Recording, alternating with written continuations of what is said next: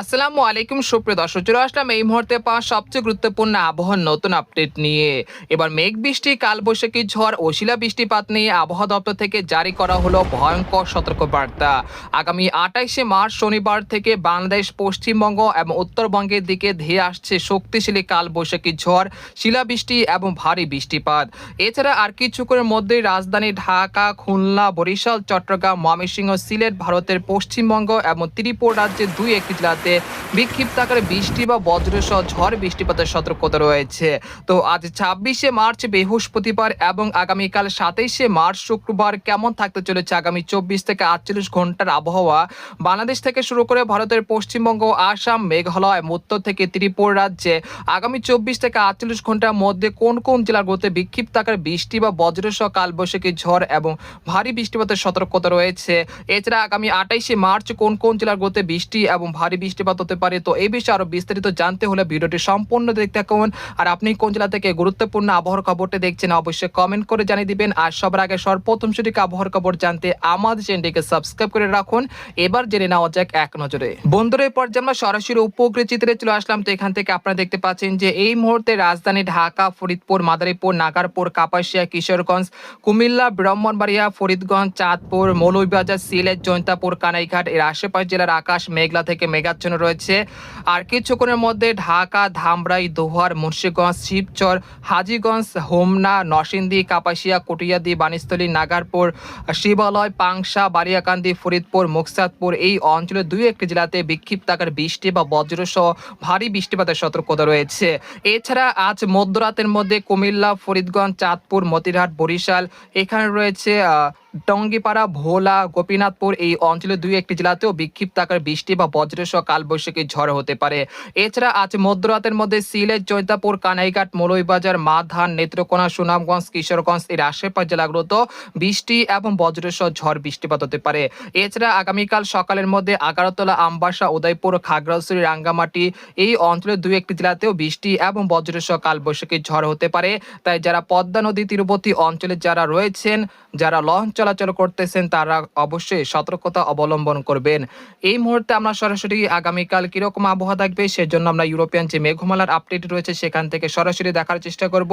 আমরা সরাসরি চলে আসলাম 26শে মার্চ সকালে দিকে। আসার পর দেখা যাচ্ছে দেশের 8 বিভাগের 64 জেলার আকাশ সকালে দিকে অনেকটা পরিষ্কার থাকতে পারে।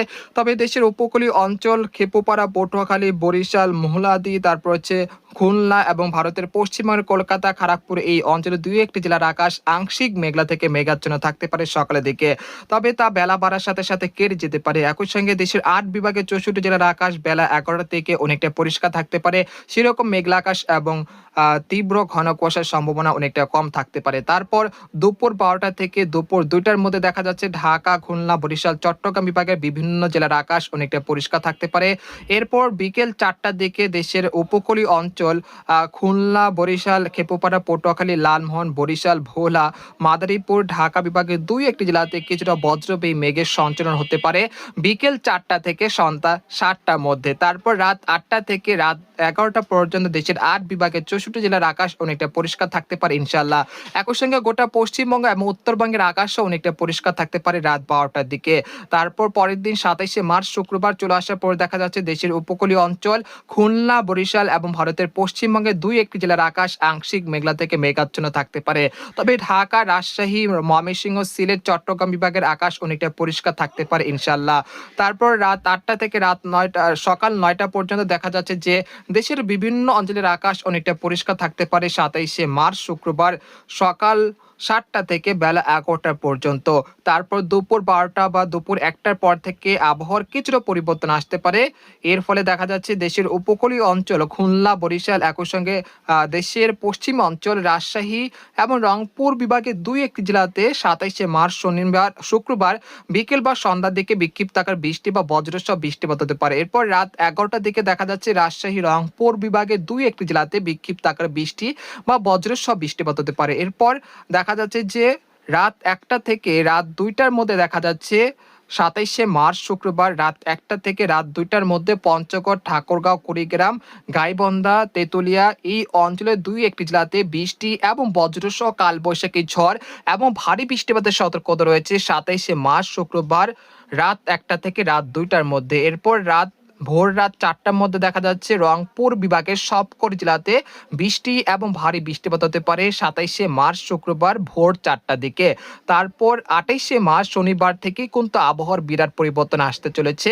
এর কারণ হলো একটি পশ্চিমী ঝঞ্ঝা তৈরি হতে পারে ভারতের বিহার রাজ্যের উপরে, যার প্রভাবে দেশের বিভিন্ন অঞ্চলে বৃষ্টি এবং ভারী বৃষ্টিপাতের সতর্কতা রয়েছে আগামী 28শে মার্চ শনিবার থেকে।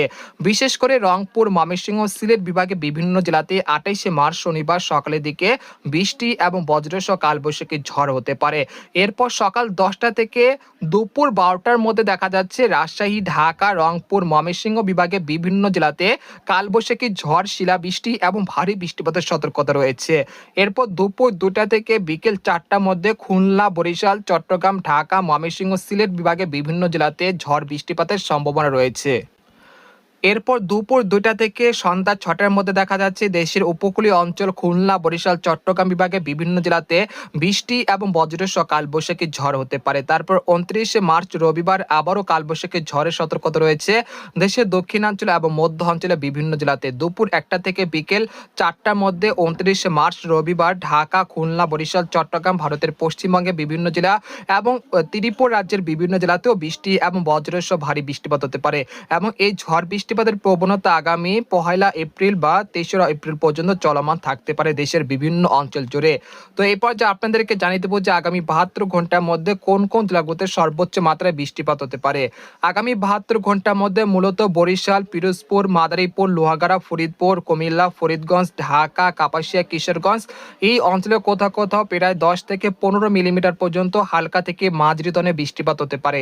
এছাড়া সিলেট, জৈন্তাপুর, কানাইঘাট, সুনামগঞ্জ, রংপুর, কুড়িগ্রাম, ঠাকুরগাঁও, পঞ্চগড়, তেঁতুলিয়া এই অঞ্চলে কোথাও কোথাও 10 থেকে 15 মিলিমিটার পর্যন্ত হালকা থেকে মাঝারি ধরনের বৃষ্টি বা বজ্রসহ বৃষ্টিপাত হতে পারে।